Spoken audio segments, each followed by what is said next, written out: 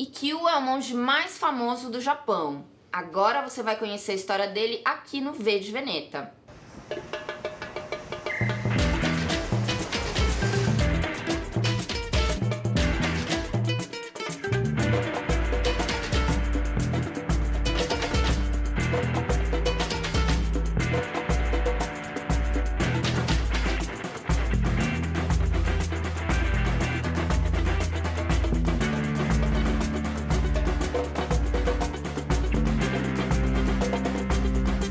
Hoje eu vou conversar com o Rogério de Campos, que é o editor da Veneta. Ele vai contar pra gente um pouco sobre os bastidores da publicação desse que é o principal mangá que vai ser lançado no Brasil esse ano, Ikkyu, do Isashi Sakaguchi. Ai, gente, agora vai ficar com vontade de dar risada. É, né? E eu não vou falar nada, você que fala, tá? Rogério, você foi um dos primeiros editores de mangá no Brasil. Lançou Dragon Ball em 2000, Dragon Ball e Cavaleiros do Zodíaco, né? E aí depois teve Vagabond em 2001. Depois você lançou Blade, Lâmina do Imortal, entre muitos outros. Mas esses três eram da revista Afternoon, da Kodansha. A mesma que publicou Ikkyu, do Sakaguchi. Por que só agora publicar o Ikkyu no Brasil? Eu queria ter publicado na época, né? Assim, essa Afternoon era uma das principais revistas de quadrinho adulto. A ideia deles é que seja uma revista para homens de 18 a 40 anos. Então tinha muita coisa pop, tinha muita coisa adolescente, para falar a verdade. E eu fui procurando ali naquelas revistas que tinha uma outra que chamava Morning, que é a revista onde foi publicado Vagabond, né? Mas eu ficava procurando aquele material que eu considerava mais adulto mesmo, né? Então foi nisto que eu publiquei o Blade e o Vagabond. Agora, o Ikkyu foi o que mais me chamou a atenção, logo de cara.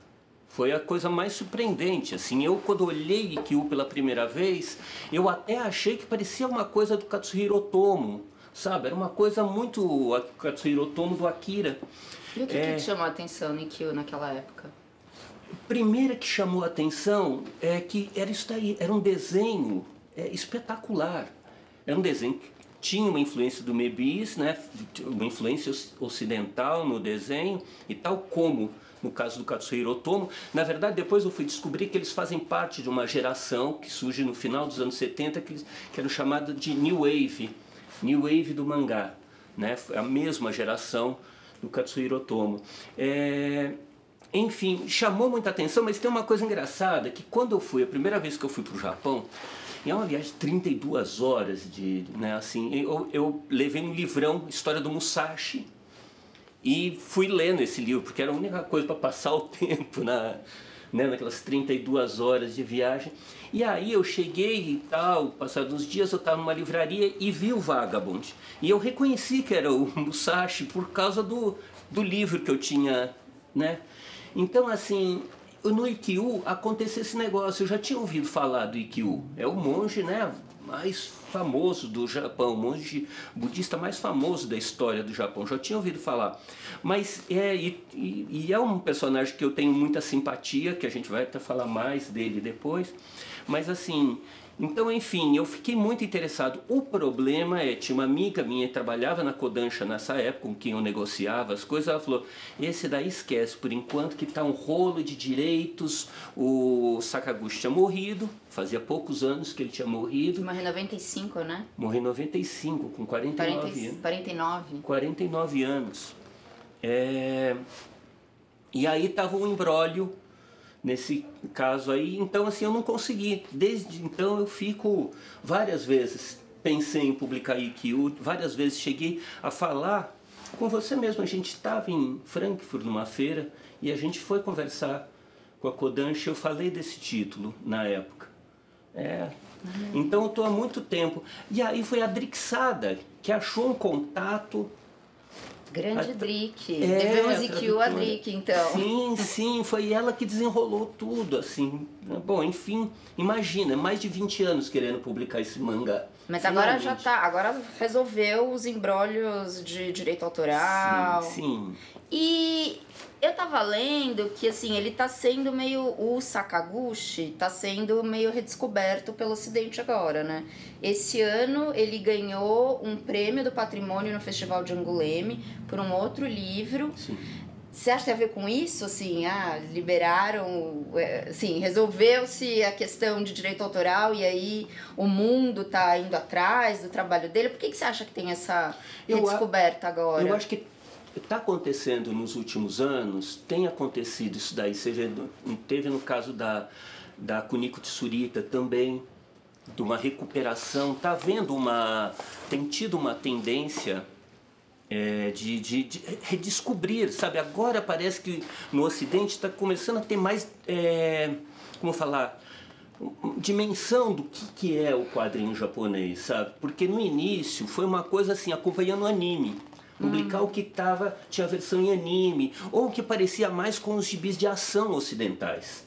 Muito gibi de herói, muito gibi de menino, né, sendo publicado.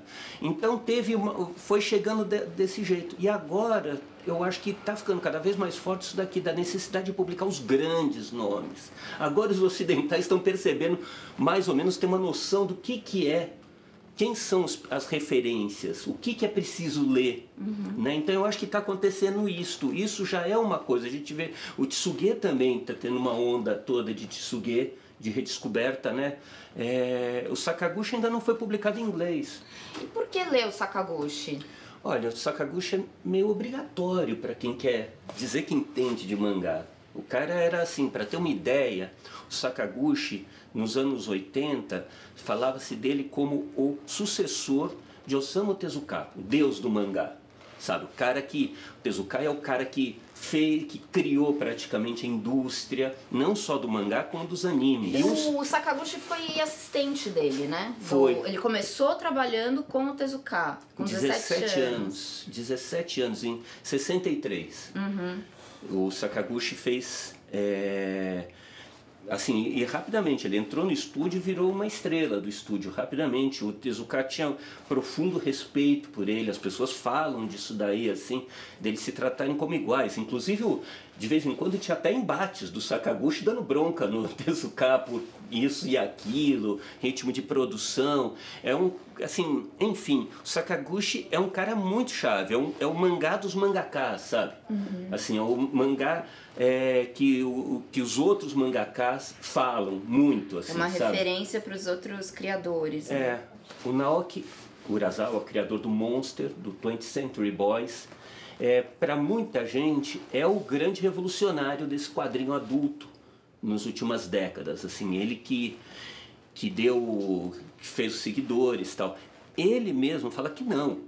O cara que revolucionou foi o Sakaguchi, que ele segue o Sakaguchi. Então, assim, são vários desenhistas, assim, vários jovens desenhistas falando do Sakaguchi. Ele não se tornou isso daqui, assim, de conhecido de massa.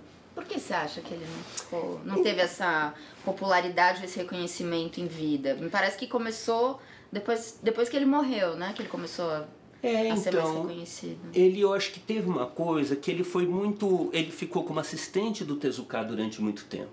Então o trabalho não era assinado por ele. Apareciam os créditos, tudo, mas era um trabalho do Tezuka. Né? E ele fez muito desse tipo de coisa. Ele trabalhou muito em anime, né?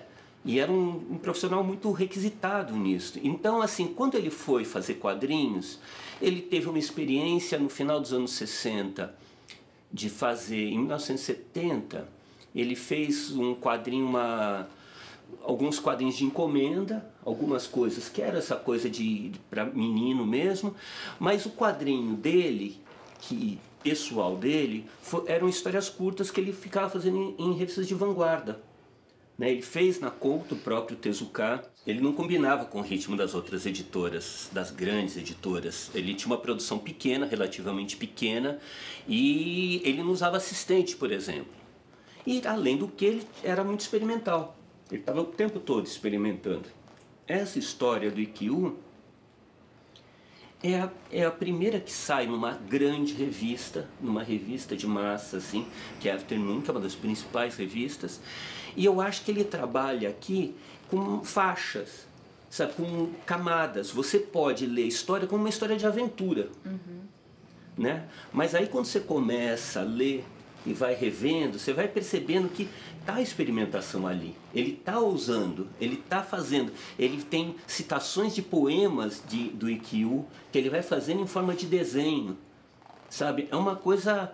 eu não me canso, até agora, assim, eu fico olhando, assim, fico folheando, assim, é fantástico. E o Ikkyu, quem que foi esse personagem? Esse monge zen budista? E eu não entendo lufas de zen budismo, mas eu gosto dele. Eu tenho minha simpatia pelo Ikkyu porque dizem que ele era um monge que enchia a lata e gostava de transar. Eu acho isso daqui uma maravilha. Isso que ele é uma espécie de São Francisco de Assis que transava e bebia e dava risada. Não é uma maravilha isso? Enfim, o Ikkyu foi, ao mesmo tempo que tudo isso daqui, o Ikkyu é uma figura-chave também na história do Japão, na cultura japonesa. O Ikkyu, assim, falando a sério, a parte outra também é séria, mas falando a sério, ele foi o cara, assim, ele foi muito importante no desenvolvimento da cerimônia de chá, que é um símbolo cultural japonês. A caligrafia. Ele saía bêbado e dava de presente para as pessoas aqueles desenhos e micropoemas dele, assim, sabe? E aquilo passou a ser cultuado e vale, né? É uma fortuna aqueles negócios, assim, sabe? Cultuado, assim, na época dele. As pessoas... parte do cerimônia de chá é a presença da caligrafia. Então, assim, o arranjo floral, teve várias dessas coisas que o Ikkyu teve, assim, portanto, uma participação muito importante, decisiva como falar, nas manifestações culturais chave do Japão, que mais simbolizam. E ao mesmo tempo era isso daqui, excêntrico, era contra tinha um profundo desprezo pela burocracia religiosa, pelo autoritarismo. Ele falava, tinha um negócio numa sociedade muito machista, ele tinha um negócio de falar das conversas com as mulheres, sabe, de trocar ideias com mulheres. Isso daí pode parecer uma coisa simples, mas não era nada, não era o que se esperava. Não se esperava que o monge sequer dirigisse a palavra a mulheres. E ele fica aí retratando todo esse tipo de coisa. E era um cara profundamente anti-autoritário. É por isso que o Ikkyu virou assim, um herói popular no Japão. Tem desenho animado do Ikkyu, tem livros infantis, assim, aos montes, desde o século XIX, histórias do Ikkyu, criança esperto que resolve todos os problemas que os adultos tentam fazer, ele resolve tudo. Tem os livros dele também, né? Livros de poemas. Tem vários livros, tem livros atribuídos a ele, né?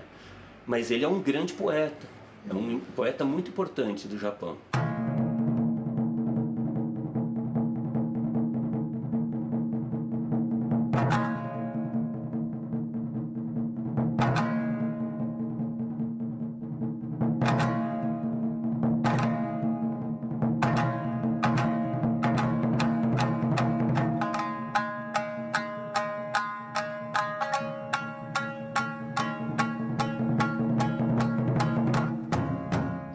Bom, o livro são 4 volumes que contam toda a história do Ikkyu, né? Da infância até o final da vida. Sim. A gente vai lançar nesse ano o primeiro volume. O que tem? Conta um pouco dessa história do primeiro volume, que é o que? A infância e a adolescência do Ikkyu? É a infância e a adolescência do Ikkyu, que é uma coisa também... Assim, o Sakaguchi, ele mistura o que tem de história e o folclore.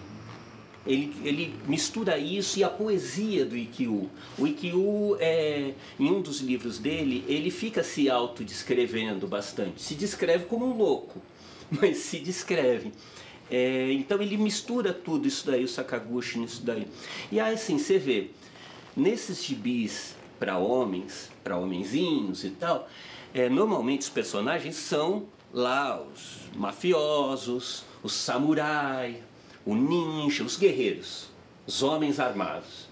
E o Sakaguchi escolhe para fazer o herói dele um monge assim, mais pacifista impossível do que o Ikkyu. Assim, então ao mesmo tempo, o livro descreve essa infância do Ikkyu. O Ikkyu era filho do imperador do Japão, era um filho ilegítimo do imperador do Japão. Século XV, né? Do século XV. E ele foi colocado num templo, ele foi feito monge com 6 anos de idade. Então passou o diabo também lá. E o Sakaguchi registra um templo budista, zen budismo, com realismo e assim, às vezes até brutal. Mostrar como que era o negócio, que não era não um retrato nostálgico daquilo. Ele mostra que existia autoritarismo, que existia violência dentro, sabe? E existia as elites dentro daquilo lá, as famílias jogavam peso ali dentro, sabe? Quem era monge da família X tinha mais respeito do que outros, sabe? Tinha uma luta de classes dentro do monge. E o Sakaguchi retrata também ao mesmo tempo um período especialmente conturbado do Japão. Então, um período que tem guerra civil e tudo. Então o livro tem batalhas, tem, para quem quer sangue e tudo, também tem sangue. Tem cavalgadas, tem espadadas, tem gente perdendo a cabeça, tem um monte de coisa. Porque é um retrato do Japão, um retrato muito realista. Eu até fico surpreso porque é um retrato, inclusive, com uma sutileza quase marxista, analisando por que os fatores econômicos provocavam uma desagregação social no Japão. Ele mostra que é muito esse período, é o período da aceleração do capitalismo dentro do Japão. É o momento que o Japão começa a ficar capitalista mesmo, sabe? Os caras que produziam, que emprestavam dinheiro, os caras que fabricavam saquê, ficavam muito capitalizados e começavam a emprestar dinheiro a juros. Os próprios templos recebiam doação e começavam a emprestar dinheiro. Então é um momento da economia japonesa que vai desmanchando, tem um impacto muito terrível sobre o mundo agrícola. De repente não valia a pena mais ser agricultor, o Sakaguchi mostra, sabe? Porque as cidades começavam a ter uma importância muito maior, o comércio internacional, o comércio com a China, né? É uma coisa muito chave. Então ele vai explicando todos esses meandros da história, da política, da economia japonesa daquele período. Então, assim, por isso também esse livro é muito fascinante, ele tem várias dimensões. Você pode ler ele como uma história de aventura, mas se você começa a aprofundar, ele tem, assim, a bibliografia dessa série, tem uma bibliografia que o Sakaguchi, dos livros consultados, e é uma bibliografia gigante. Ele leu tudo, sim, sabe? Porque tem vários desdobramentos. Quanto tempo ele levou para fazer os 4 volumes, você sabe? Cara, ele é louco, né? Porque ele fez isso daí em 3 anos. Rápido até. Cara, sozinho, sem assistente, porque é isto, né? Assim, é nesse sentido, ele não é um preciosismo ele não ter assistente, é porque cada traço tem um significado. Cada detalhe disso daqui tem um significado, porque ele ele vai repetindo muita coisa do Zen budismo. É uma aula de Zen budismo. Ele era budista? Ele era Zen budista? O Sakaguchi, não sei dizer, eu fiquei até pensando e perguntei pro Kenzo Suzuki se ele tinha sido, na verdade, de esquerda, porque tem uns pedaços que parecem coisa de papo de anarcocomunista, assim, sabe? E ele era? O Sakaguchi diz que o Sakaguchi começou a trabalhar muito cedo, muito jovem, não teve tempo de pensar em nada no seu trabalho. Não sei. Entendi. E o Ikkyu é um personagem presente na cultura pop japonesa no geral? Sim, esses dias eu estava vendo um videoclipe em que a menina fica cantando um pop, assim, e ela fica falando obrigado Ikkyu, obrigado. Você fazia as pessoas, você não tinha vergonha de fazer as pessoas darem risada de você. E sabe, isso daí é uma coisa libertadora. E é visto assim, sabe? Eu acho que é desta maneira, assim, sabe? Ikkyu é uma figura muito libertadora. Conhecer ele é uma coisa muito boa para me sentir muito bem lendo Ikkyu. E o que acontece nos próximos volumes? Isso fica para os próximos volumes, para o povo descobrir no futuro. E aí, você já conhecia a história do Ikkyu? Tem alguma coisa que a gente esqueceu de falar aqui nessa conversa? Se tiver alguma coisa que ficou faltando, deixa aqui nos comentários pra gente saber e pra todo mundo que tá assistindo também saber. Então é isso? É isso. E faça como a Leca falou para fazer. Espalhe a palavra de Ikkyu pelo mundo. O mundo precisa disto.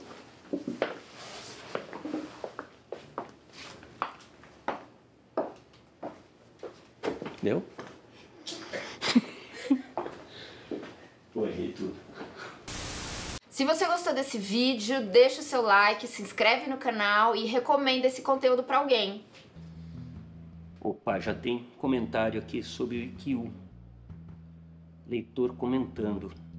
Um dos mangás da minha vida, uma das minhas melhores experiências com quadrinhos. Me abriu muitas portas. Estou extremamente feliz com o anúncio. E ainda tem foguinho, coração e aplauso seu. Muito bom.